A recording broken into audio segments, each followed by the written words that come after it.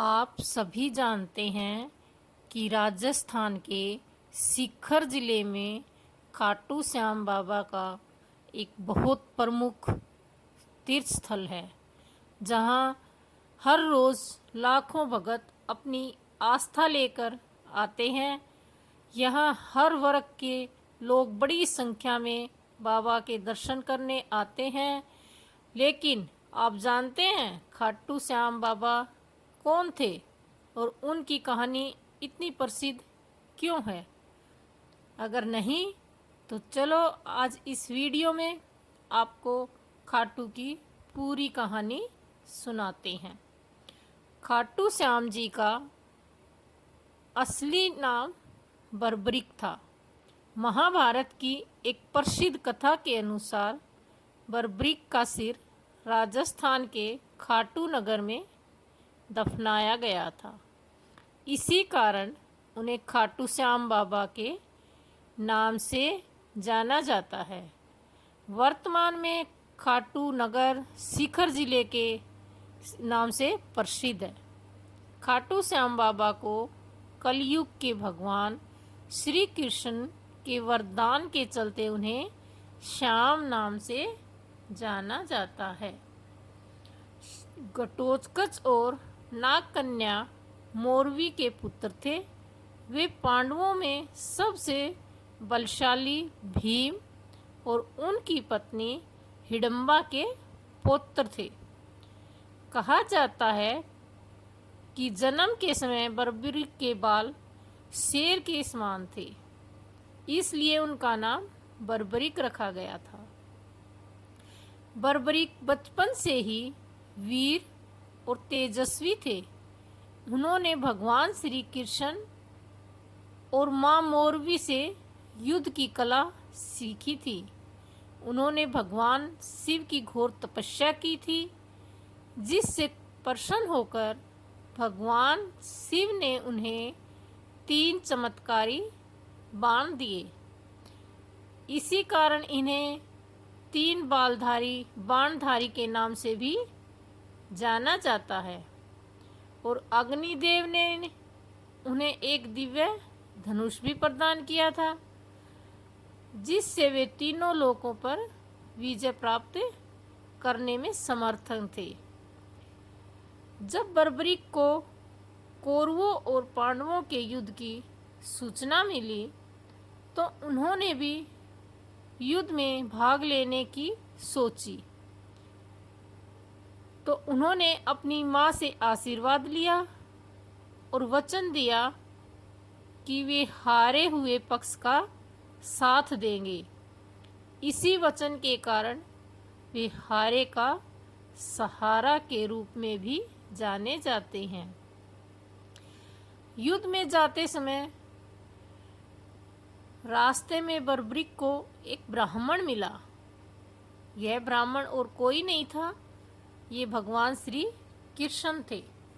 क्योंकि भगवान श्री कृष्ण को पता लग चुका था कि बर्बरिक युद्ध में भाग लेने के लिए आ रहे हैं, तो उन्होंने ब्राह्मण का भेष करके बर्बरिक को रास्ते में ही रोका और उनकी परीक्षा लेनी चाहिए।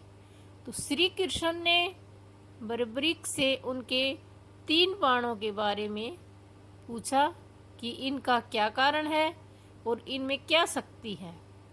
बर्बरिक ने अपनी शक्ति का प्रदर्शन किया और एक पेड़ पर तीर को चलाया तो सारे पत्तों छेद दिए, और लेकिन एक पत्ता बच गया जो श्री कृष्ण ने अपने पैर के नीचे दबाया हुआ था। तो बर्बरिक कहते हैं कि हे महाराज, आप पैर उठा लें, नहीं तो पत्ते के साथ आप भस्म हो जाएंगे। तो कृष्ण जी मुस्कुराते हैं और अपना पैर उठा लेते हैं। लेकिन कृष्ण जी बर्बरिक से दान की अपेक्षा करते हैं।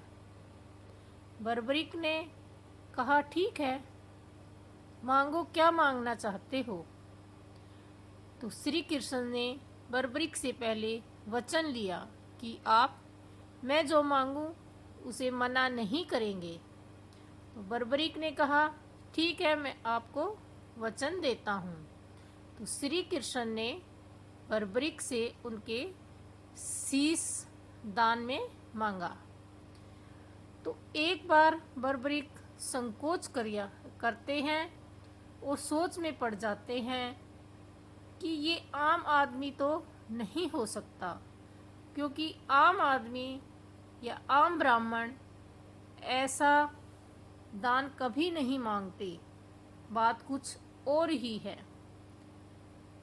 तो बर्बरीक ने अपने आप को संभाला और श्री कृष्ण से प्रार्थना की कि हे महाराज, मैं अपना वचन पूरा करूंगा और आपको अपना शीश तो दे दूंगा, लेकिन मेरी एक इच्छा है, क्या आप पूरा करेंगे? तो श्री कृष्ण ने पूछा, बोलो। तो बर्बरीक कहते हैं कि महाभारत का युद्ध मैं पूरा देखना चाहता हूँ। तो श्री कृष्ण जी कहते हैं, ठीक है, आप महाभारत का पूरा युद्ध देखेंगे। तो श्री कृष्ण जी बर्बरीक के शीश को युद्ध के स्थान पर लेके जाते हैं और एक पहाड़ी पर स्थापित कर देते हैं, जहाँ से युद्ध का पूरा दृश्य बर्बरीक देखते हैं और युद्ध के साक्षी भी बनते हैं। महाभारत युद्ध के बाद पांडवों ने विजय का श्रेय लेने की बहस हुई। सब अपने अपने सिर पर श्रेय लेना चाहते थे, लेकिन श्री कृष्ण जी कहते हैं कि तुम क्यों झगड़ रहे हो, चलो बर्बरीक के पास चलते हैं और उनसे पूछते हैं, क्योंकि वे युद्ध के साक्षी हैं। तो श्री कृष्ण जी पांडवों को लेकर बर्बरीक के पास जाते हैं और इस युद्ध की विजय का श्रेय पूछते हैं। तो बर्बरीक ने कहा कि इस युद्ध का पूरा श्रेय सिर्फ श्री कृष्ण जी को जाता है और किसी को नहीं। बर्बरीक के सत्य वचन से श्री कृष्ण जी बहुत खुश होते हैं और उन्हें एक वरदान देते हैं कि हे बर्बरीक, कलयुग में तुम मेरे नाम से श्याम से प्रसिद्ध होगे और तुम्हारी पूजा की जाएगी।